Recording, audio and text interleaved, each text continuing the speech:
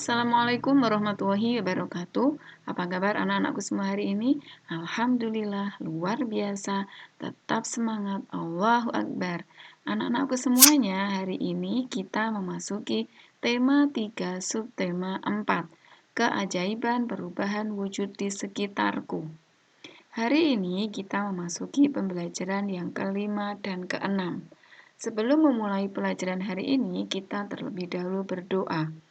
Bismillahirrahmanirrahim. Rabbi zidni ilma warzuqni fahma. Rabbi zidni ilma warzuqni fahma. Rabbi zidni ilma warzuqni fahma. Amin. Ya. Anak-anakku semuanya, kita akan mulai pembelajaran hari ini. Kita akan belajar tentang proses terjadinya hujan. Alhamdulillah ya anak-anakku semuanya. Hari ini di bulan Oktober ini, anak-anak sudah merasakan nikmatnya hujan. Baik itu di waktu pagi hari, siang hari, sore hari, ataupun di malam hari. Hujan merupakan ciptaan Allah. Ketika hujan turun, maka kita dianjurkan untuk berdoa. Masih ingat doanya anak-anakku semuanya? Ya, yuk kita lantunkan bersama-sama doa ketika turun hujan. Allahumma shayyiban nafi'a. Ya Allah, semoga hujan ini bermanfaat. Ya, Allah menurunkan hujan itu pasti ada manfaatnya. Contohnya, tumbuhan menjadi segar kembali, kemudian tanah yang tadinya kering menjadi basah. Nah, anak-anakku semuanya, ada nyanyiannya loh, proses terjadinya hujan itu seperti apa. Kalau dulu anak-anak yang pernah sekolah di TK, siapa yang sudah pernah menyanyikan lagu ini? Yuk kita nyanyikan bersama-sama kembali ya. Kita mengingat bagaimana proses terjadinya hujan. Bu Guru akan menyanyikan lagu tersebut. Ya, coba lihatlah langit yang membentang luas. Perhatikanlah awan-awan yang berjalan. Siapakah yang menggerakkan awan itu? Allah lah yang mengaturnya. Allah turunkan angin untuk menggerakkan awan. Lalu turunlah hujan, rahmat untuk seluruh alam. Ya, ini adalah lagu tentang proses terjadinya hujan. Baik anak-anakku semuanya, mari kita kupas bersama-sama proses terjadinya hujan. Ada sebuah gambar, ini adalah proses terjadinya hujan. Yuk kita kupas bersama-sama. Yang pertama, proses terjadinya hujan itu adalah gejala alam yang membentuk siklus perputaran air di bumi. Jadi, hujan itu awalnya dari air laut yang menguap, kemudian nanti membentuk gumpalan awan, kemudian gumpalan awan itu nanti akan menjadi titik-titik air, kemudian menjadi hujan. Ya, kita cari tahu bersama-sama bagaimana proses terjadinya hujan. Yang pertama, proses terjadinya hujan yang pertama adalah mulainya dari penguapan. Air di permukaan bumi menguap terkena matahari yang disebut dengan evaporasi. Kemudian yang kedua, uap air akan berubah menjadi awan. Awan tersebut bergerak menuju ke tempat yang suhunya lebih rendah dengan bantuan angin. Seperti lagu yang kita nyanyikan tadi ya, awan itu bisa bergerak karena ada bantuan dari angin. Kemudian yang ketiga, mengembun. Awan itu berkumpul dan mengembun menjadi titik-titik air yang disebut dengan kondensasi atau mengembun. Kemudian yang keempat, titik-titik air itu kemudian jatuh ke bumi yang dinamakan hujan. Proses ini disebut presipitasi. Kemudian yang kelima, air hujan meresap ke tanah, kemudian akan mengalir ke laut. Nah, kemudian air laut menguap lagi, kemudian menjadi awan, kemudian awan bergerak menuju ke tempat yang suhunya lebih rendah, kemudian berkumpul menjadi titik-titik air, kemudian jatuh ke bumi yang disebut dengan hujan, dan seterusnya itu adalah proses terjadinya hujan. Anak-anakku semuanya, kita juga akan belajar tentang menghitung lamanya kegiatan ya. Siti hendak pergi ke rumah teman untuk mengerjakan tugas. Saat itu hujan turun dengan derasnya. Siti menunggu hingga hujan reda. Hujan turun sejak pukul 7 lebih 15 menit pagi dan berhenti pukul 9 lebih 40 menit. Kira-kira berapa lama ya hujan itu turun? Kita cari tahu bersama-sama. Pukul 9 lebih 40 menit hujan berhenti. Kemudian pukul 7 lebih 15 menit hujan mulai turun. Kira-kira berapa lama ya hujannya turun? Nah, kalau ada soal seperti ini berarti dikurangi. 9 lebih 40 menit dikurangi 7 lebih 15 menit. Kita menguranginya dari yang belakang dulu. 0 dikurangi 5 itu 5. Kemudian 0 dikurangi 5 tidak bisa, tapi pinjam di depannya, jadinya 10 dikurangi 5 hasilnya 5. 4 dipinjam 1 berarti masih 3. 3 dikurangi 1 2. Kemudian 9 dikurangi 7 ada berapa? Ya, 9 dikurangi 7 ada 2.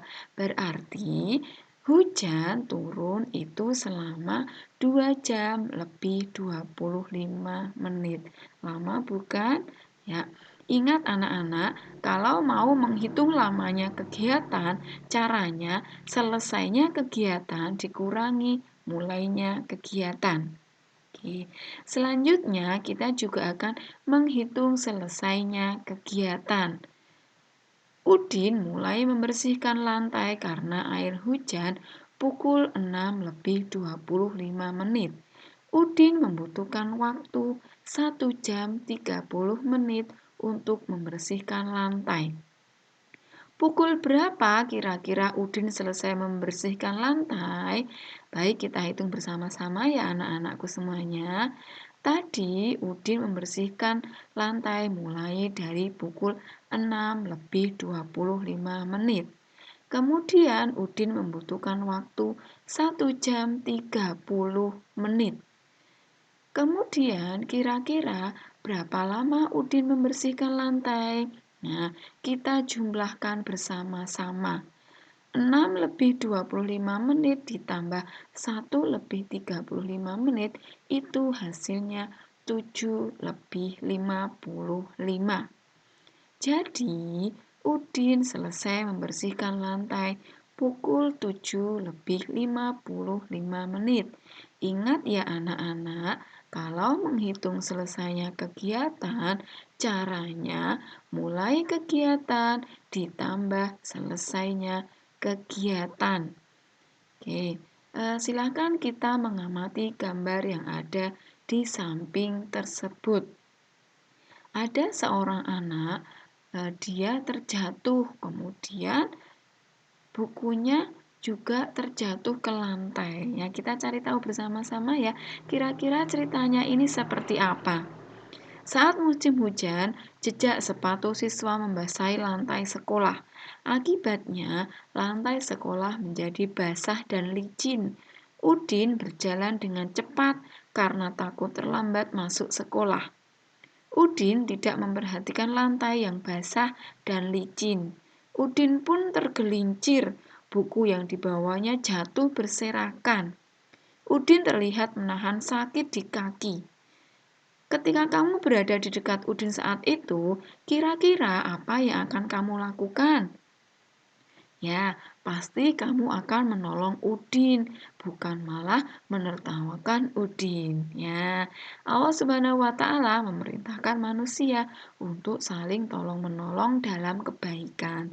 Nah, ketika anak-anak tolong-menolong dalam kebaikan yang kita lakukan dengan ikhlas, maka kita akan diberi pahala oleh Allah. Pahalanya berupa apa? Ya, berupa surga. Kita nanti insya Allah akan dimasukkan ke dalam surganya Allah. Nikmat bukan? Ya. Yuk kita mengamati gambar lagi. Siti tinggal di desa. Masyarakat desa tempat tinggal Siti rukun dan damai. Terciptanya hidup rukun dan damai berkat adanya persatuan dan kesatuan di antara sesama warga. Kira-kira termasuk ke dalam Pancasila sila keberapa ya anak-anak? Ya, benar, termasuk ke dalam sila yang ketiga yang berbunyi Persatuan Indonesia yang dilambangkan dengan gambar pohon beringin. Tetangga Siti berasal dari suku yang berbeda-beda, agamanya pun berbeda-beda. Setiap warga saling menghormati perbedaan itu. Jika ada tetangga yang sakit, mereka akan saling menjenguk.